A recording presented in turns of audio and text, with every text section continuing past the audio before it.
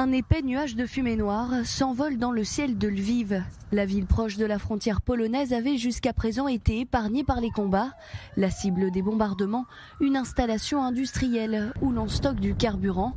Un important incendie était encore visible plusieurs heures après l'attaque. Selon les autorités locales, aucun immeuble résidentiel n'a été touché. À l'est, les combats se poursuivent et sont intenses, notamment autour de Kharkiv. Voilà ce qu'il reste de la ville. Des bâtiments détruits, des voitures écrasées, des impacts de balles et des restes d'obus au sol. Un mémorial de la Shoah a aussi été endommagé.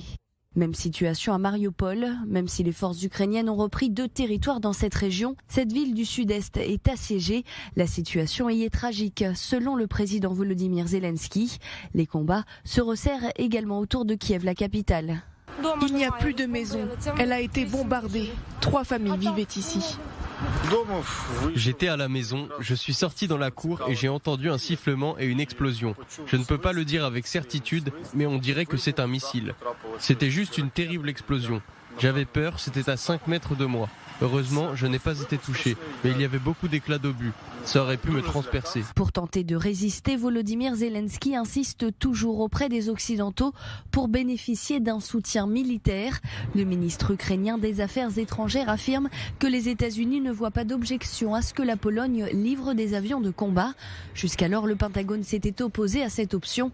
La Maison-Blanche n'a pas commenté.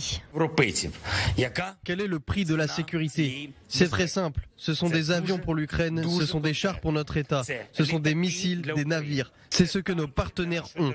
Tout cela est pour la liberté, pas seulement de l'Ukraine, mais pour la liberté de l'Europe. Selon des rapports des services secrets britanniques, des missiles auraient même été tirés depuis le territoire russe et depuis la mer, comme le témoignent ces images publiées par le ministère russe de la Défense. L'armée russe aurait aussi utilisé des bombes au phosphore, des armes incendiaires dont l'usage est interdit contre des civils, mais pas contre des cibles militaires selon une convention internationale.